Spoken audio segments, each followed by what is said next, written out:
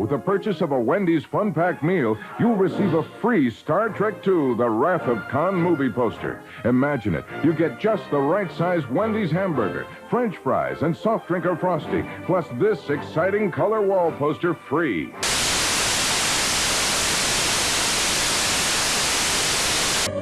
Take her out.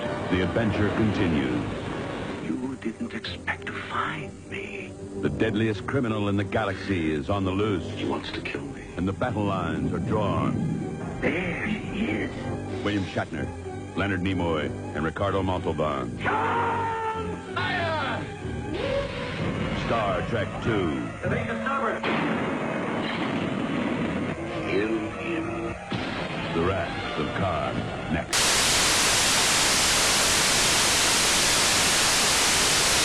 And I just thought that this film was a throwback to a solid kind of entertainment as opposed to a flashy pinball exercise. When you mention those special effects, don't you always find it amusing that they have the technology to travel between the stars, and yet they can never really knock out another ship? Yes. Just a close hit, you know, and there's a lot of smoke, and they're shaking up a little bit. There's smoke always there, but it hasn't come through anything. You know, that's another problem, too. No hole in the ceiling. Lots of damage. We'll have to repair the But ship, and the next shot, it's always repair. Very entertaining film.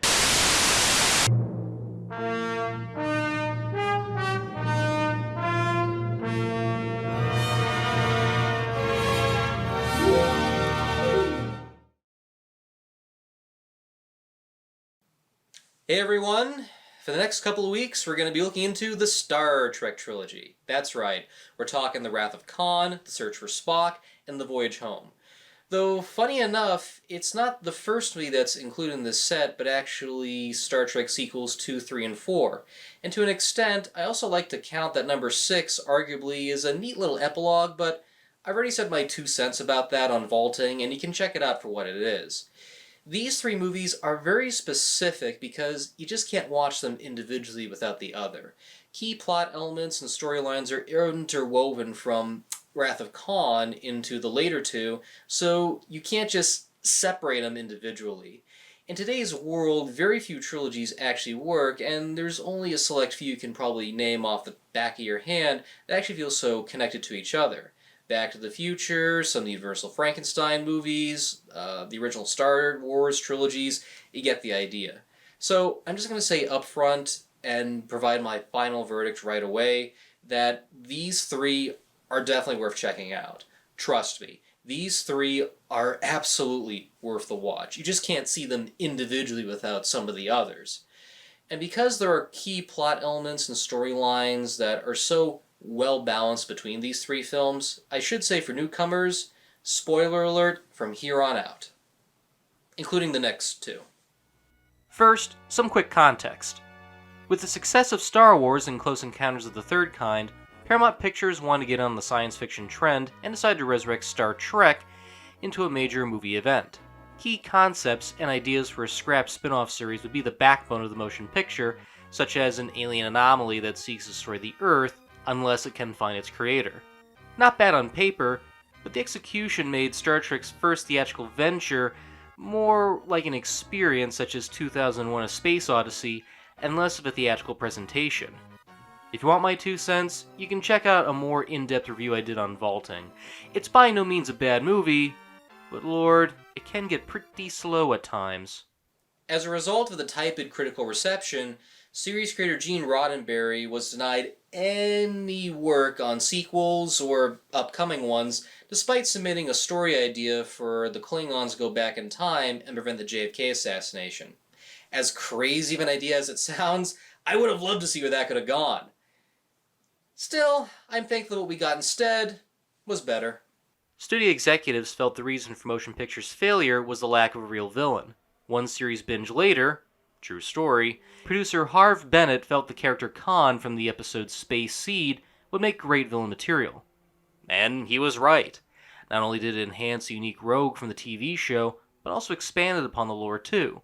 They were even wise enough to let Ricardo Montalban reprise his role, making him way more threatening than ever before. It was only the fact of my genetically engineered intellect that allowed us to survive. After his attempt to take over the Enterprise, Kirk exiled him on a planet whose orbit gets shifted due to the demise of another one close by. It causes the Terrarian to become a pure desert, and most of Khan's crew are killed by a native parasitic eel.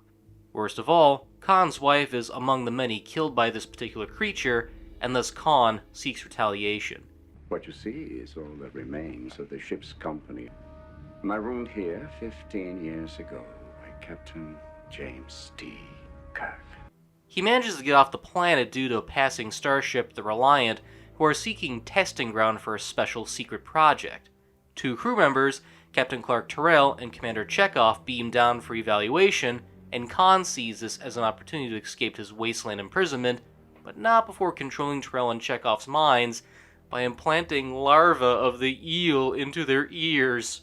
Enter through the ears. This has the effect of rendering the victim extremely susceptible to suggestion. Il mio orecchio non sopposte di ottenergli le anguille. Maybe it's my fear of earwigs or having a bad experience with eardrop treatment into the ear, but this, in my opinion, is one of the most uncomfortable moments that I have seen in my life that still makes me tense up and squirm. I know it's obviously a model and it's just a little tiny puppet on some enlarged earlobe, but just something about the idea of a little tiny parasite mind controlling you in the most vulnerable of spots still tenses me up and makes me uncomfortable. Even watching it again just for this review's sake, I still found myself squirming and really tensing up while seeing this sequence. I know there's probably something out there that rivals that in the Star Trek universe, but in my opinion, this is still effective. But what is this secret project, you ask? Well, it's the Genesis device, a technological item used to rehabilitate dead matter into a habitable planet. However, Khan wants to find the device and use it as a weapon. Just the idea of someone villainous using a machine designed for good purposes, for destructive means, is terrifying when you think about it. You spend your whole life making something for a helpful purpose, and others see it as a weapon. I like stuff like that. Of course, Captain Kirk gets in the middle of it all during a training exercise, and Khan sees this as an opportunity to get back at the man who ruined his life. Do you know the Klingon proverb that tells us revenge is a dish that is best served cold? It is very cold.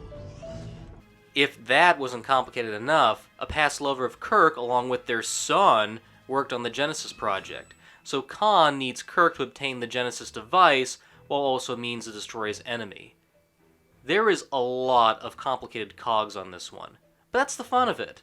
Wrath of Khan plays out like an opera given how emotionally connected everyone is, and the complicated nature of the situation just keeps rising one step at a time. That's what makes this movie so great.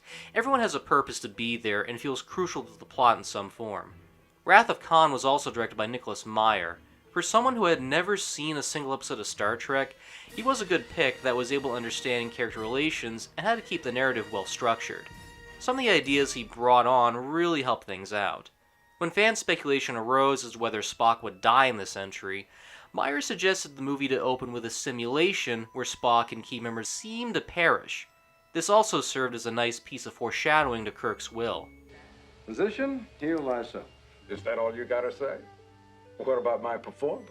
I'm not a drama critic. It fuels a deeper fear he has, which is part of the main theme, on accepting morality as a common norm. Kirk knows he's getting older, and at some point, he won't be around for long.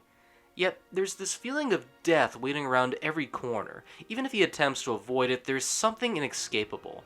There's this constant feeling that no matter what happens, you get one chance in life to go out as a hero or a villain. Kirk has this feeling things can be accomplished without death or some form of sacrifice. However, we later come to learn that even in success, there can be a loss. I even like the addition of Kirstie Alley as a half Vulcan and half Romulan named Saavik, who is a protege of Spock.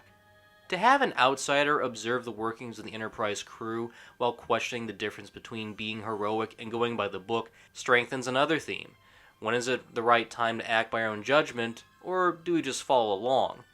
It also adds the duality between Kirk and Khan. Kirk, of course, proves his will as captain that respects his crew.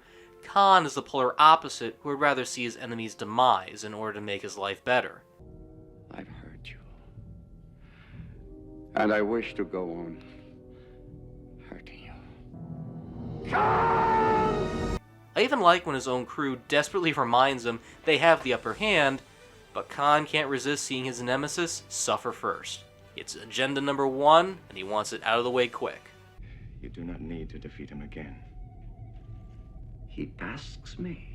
I'll chase him round the moons of Nibia and round the Antares maelstrom and round perdition's flames before I give him up.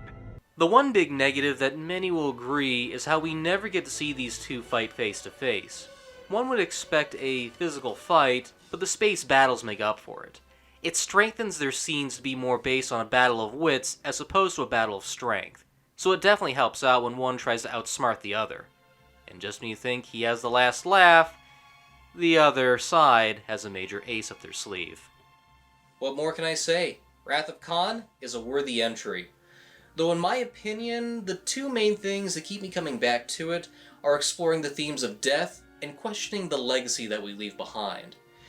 Yeah, there's a lot that goes on and it's well written, but in my opinion, it's these two things alone that I think stand out the most in the entire sequel. We get one chance in life to make something of ourselves. We can either go out as a villain or do something heroic. Do we do something of personal gain, or to save the few that make a difference in our lives? It doesn't give us an answer up front. We, the audience, will have to ponder that, and it's smart of a feature to do that amidst the space battles and science fiction elements. The last thing to talk about is a major spoiler, and it's something very crucial that I need to discuss in order to go over Search for Spock next week. So, if you don't want to know about it, stop the video here, go watch Wrath of Khan, come back, finish it, or if you just want to leave it a surprise, just stop the video, go see it. For newcomers, I'm giving you the advantage to actually check this out, believe me. Okay. For everyone else, ready? Because there's no way I can talk about the next movie without bringing up the death of Spock. Of course, when Wrath of Khan was being made, trekkers and enthusiasts got word that Spock would die. They were so ticked off to the point letters of protest were sent and even trade press ads were made to change the plot. And even if the opening simulation was a great deception, no one would have suspected such an iconic character would sacrifice his own life. It was a ballsy move. The thing that always hits me in this scene is McCoy's reaction. We all know that famous catchphrase, "He's dead, Jim." But here... Sir, he's dead already. It's too late. Damn. Bones really means it this time. I even like how we see William Shatner overact and underact in the same scene. But it works. First, it's out of shock. Spock! And then it's coming to understand that he just lost a close friend. No. And Nimoy's speech really hits it home further. It's a moment that is quiet yet operatic, and I still choke up thinking about it. Don't grieve, Admiral. It is logical. I never took the Kobayashi Maru test. Until now, I have been, and always shall be, your friend. No surprise, test audiences hated this ending, so minor changes were made to conclude the sequel on a more hopeful note. All they did was add a shot of Spock's casket on the revived planet and a closing monologue by Nimoy, hinting that maybe everyone's favorite Vulcan would live again. Ironic too, as Leonard Nimoy enjoyed working on Wrath of Khan so much, he suggested to add a way for Spock to return in a later movie. The brief mind meld with McCoy was added on the fly, surprisingly without Forrest Kelly knowing what was to happen. So if they were to bring Spock back, there was a way. If only we knew, that return would come very soon. In conclusion, Wrath of Khan is arguably one of the greatest sequels ever made. It takes risks when it needs to, it expands upon the lore and knowledge of the universe that was established in the TV show, but most important of all, it makes you care for the characters. Not on a manipulative level, but you really do feel for what they're going through, and especially connect to the situations and relations that they're currently going through. For once, Kirk is faced with a challenge few heroes get, and that's to face your own longevity. I feel this is the beating heart of Wrath of Khan. On top of that, you have some intense action scenes, one diabolical villain, and unique sci-fi themes that fit right at home with the original series. Sure, one can nitpick some continuity errors like how does Khan know who Chekhov is when they never met on the show, but for a theatrical experience, it makes up for the slowness of the first movie. In a way, I wish this is what the first Star Trek movie was, considering it does what a TV adaptation should do. It expands beyond the confines and boundaries set in the universe of the show, and makes for something truly special. I also recommend checking out the director's cut, which thankfully is on Blu-ray and beautifully remastered. It's a case where the small additions enrich the experience. A minor character in the theatrical cut is revealed to be the nephew of Scotty, so when he perishes during Khan's attack, there is an emotional layer that hits home deeper here. There's other small pieces of dialogue, but they add a subtle gesture that is neither distracting or obvious. I'd say you're fine choosing either version, but I gotta admit, the director's cut is a rare case where I think it improves just slightly over the theatrical. With that said, 1 down, 2 to go. Join me next week when we cover The Search for Spock. Live long, and see you later!